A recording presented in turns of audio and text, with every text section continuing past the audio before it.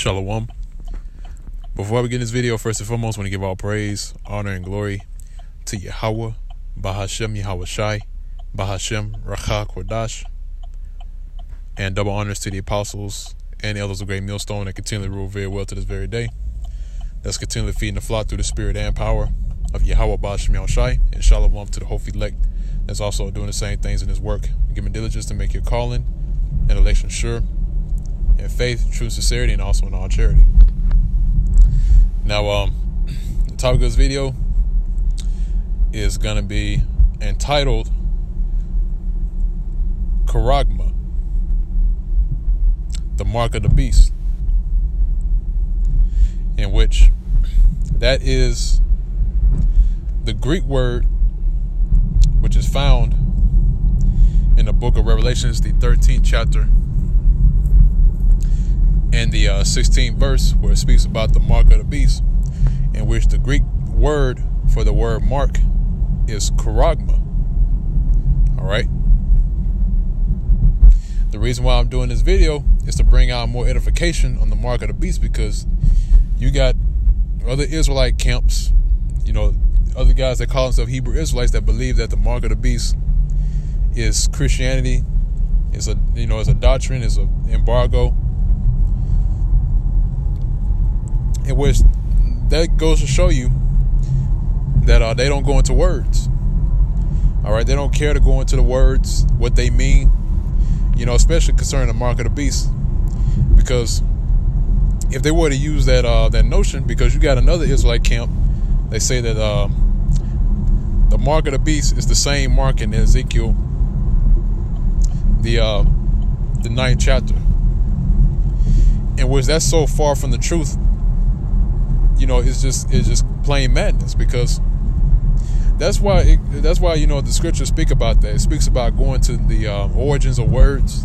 Actually, the Bible encourages that. The Bible encourages that you go into the different words, into what they mean. All right.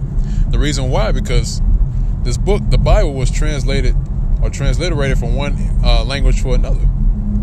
It was transliterated from the Hebrew and the Greek to the King's language, which is what? English. All right. In which King James funded or should I say, he authorized the Bible, or authorized the ancient texts to be translated or transliterated into the King's language, the English language, and put together to create or to make the Bible. Which the Bible, the reason why it's called the Bible is because the word Bible goes back into the word biblios, which means volume. All right, it's a volume of books. Okay, from Genesis all the way to Revelations. That's why it's called the Bible, because it's a collection. All right, it's not just one book; it's a collection of books. Okay, containing the writings of the days of old, of ancient men that were living during those days, that saw visions through the spirit of Yahweh Bahashem Yahweh Shai, which is the name of the Heavenly Father Yahweh, and His Son's name Yahweh Shai, and they wrote them down. And if you can receive it, the things that they were writing down were actually written for today. They were written for us today, so we're able to read it, go back into it, and understand what's being written, and to expound on it, and to understand what's about to happen. All right. Now, I'm gonna go ahead and jump into the scriptures. First and foremost, before I jump into Revelation 13th chapter to bring out that word, I want to get the book of Sirach. Just want to bring out a quick point.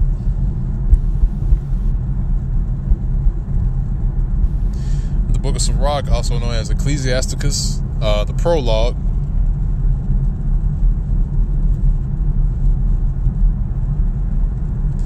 Now I'm gonna start from. I'm gonna kind of cut it off so so you won't get lost in the video. So I'm gonna cut it off to right at the very top where you see Ecclesiasticus 1, and I'm gonna start from the next sentence where it says, "Wherefore, let me entreat you to read it with favor and attention, and to pardon us wherein we may seem to come short of some words, right? Because it's not 100% perfect. All right, because you got things that are written within the Bible that's transliterated to another language that doesn't mean or doesn't give the accurate definition of it. All right.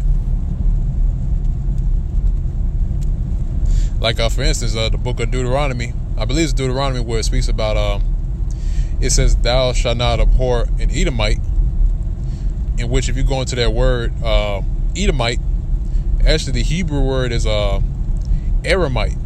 All right, which means a descendant of Aram, which is the Assyrians. All right, so it doesn't mean that thou shalt not abhor Edomite. It means thou shalt not abhor Assyrian. Why? Because it was during that time where the wife of, if I'm not mistaken, it was the wife of Isaac and also the wife of Jacob that was going to come out of that nation, the nation of Aram. All right. Now, read 9 says, which we have labored to interpret, for the same things uttered in Hebrew and translated into another tongue have not the same force in them. Not only these things, but the law itself, right? The law, the first books of the Bible, from Genesis to Deuteronomy. And Slakia, let me give me 1 second. I can kind of turn it off here a little bit. Getting off the road. I'm in transit right now. But that's right. It says, for the same things uttered in Hebrew and translated into another tongue have not the same force in them. All right, see? That's why we strongly encourage to pray in the Hebrew. Continually use the Hebrew, because the Hebrew language has force behind it, man. Because that's known as the Lashawan Kodash, which means the holy tongue. All right, Lashawan means tongue, Kodash means holy. And for the purpose of using that to talk to Yahweh Shem Shai, because that's the language of the Lord, the language that He speaks. The angels, the spirits, they all speak that one language. All right. Now it says, and not only these things, but the law itself and the prophets, right, from Isaiah to Malachi, and the rest of the books have no small difference when they are spoken in their own language. See? So it's a necessity that we go into the words when we speak about the Bible or bring certain things out. Now I want to go ahead and jump to Revelation 13 chapter, right, just to prove the point. Revelation 13 verse 16, it says, and He caused all, both small and great, rich and poor, free and bond, to receive a mark in their right hand or in their foreheads. All right. Now, again, like we always speak about the mark of the beast. The mark of the beast, we already know in this time, is the RFID microchip. All right. There's no ifs, ands, and buts about it. Okay. The reason how we know that is because this technology that's advancing, that's what it's leading towards. It's leading towards a microchip, which is the size of a grain of rice, which is implantable. All right. And they've been speaking about that. They've been speaking about a device that they can use to be implanted, or a device that's implantable. All right. And guess what? Lo and behold, that device that they're going to use is the microchip. All right. Something that can be easily inserted within the skin, within the body. Now, that word mark in the Greek is charagma. All right. The word charagma, if you go into it, it says stamp and printed mark of the mark stamped on the forehead or the right hand as the badge of the followers of the Antichrist. And that's going off because it's not just one Antichrist. It's many. It's many anti-Hamashiachs. All right. It's the mark branded upon horses, in which that's how you brand your cattle. Your cattle that belongs to you. You brand them, and once you brand them with a certain mark that shows ownership. So guess what? In this time right now, they're going to use this device, this microchip, to claim these people as the property of the elites of the so-called white man, which is the banking families, starting with the Rothschilds all the way to the Rockefellers, the Oppenheimers. They're going to use this device to brand their kettle. All right.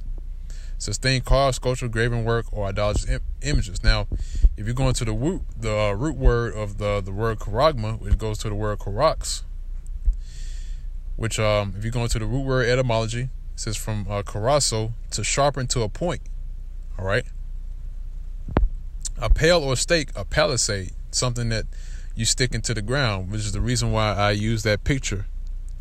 It says a pale or stake, a palisade or rampart. All right.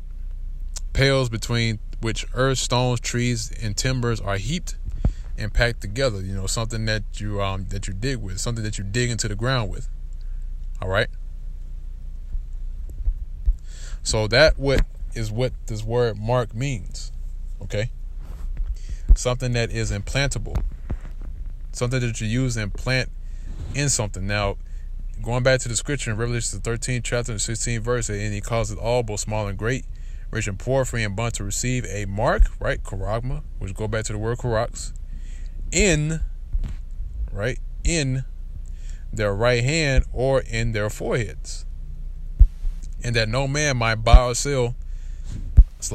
And that no man might buy or sell save he that had the mark, or the name of the beast, or the number of his name. See? So that's what the word mark means. Now I'm gonna go get the book of Ezekiel, the 9th chapter, and start at the 4th verse. And this mark is different than the mark in Revelation the 13th chapter and the 16th verse. It says, and the Lord Yahweh Ba'Shem Shai said unto him, go through the midst of the city, through the midst of Jerusalem, and set a mark upon the foreheads of the men that sigh and that cry for all the abominations that be done in the midst thereof. Now, if you go to, let me click on that. Now, if you go to the word for mark in the Hebrew is thawa, all right, or tawa. I believe it's thawa, if I'm not mistaken.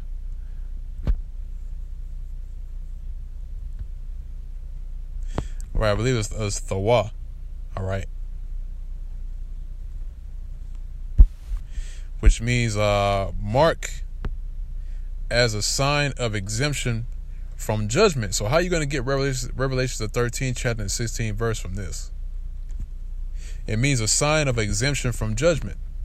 So if it's the same mark from Revelation the 13th chapter and 16th verse, then why is this definition here for the mark in Ezekiel the 9th chapter and the 4th verse?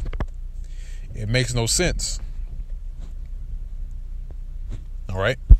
But that's what that word mark in Ezekiel the 9th chapter and the 4th verse means. You know, that pretty much debunks or destroys what the these other Israelite camps teach. I don't remember exactly who it was, but you know, you got guys that say that, you know, it's the same mark, or Revelation 13 chapter 16 verse. That mark is also talking about Ezekiel the 9th chapter and the 4th verse, which that's going off.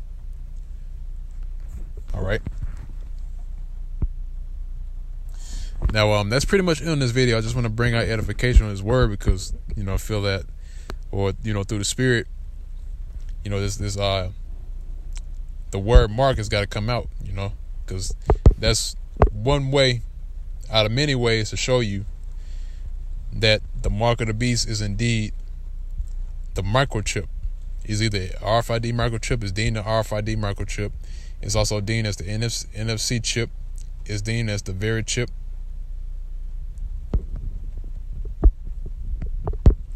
In which is a small device, as the grain of rice is going to be inserted within the body.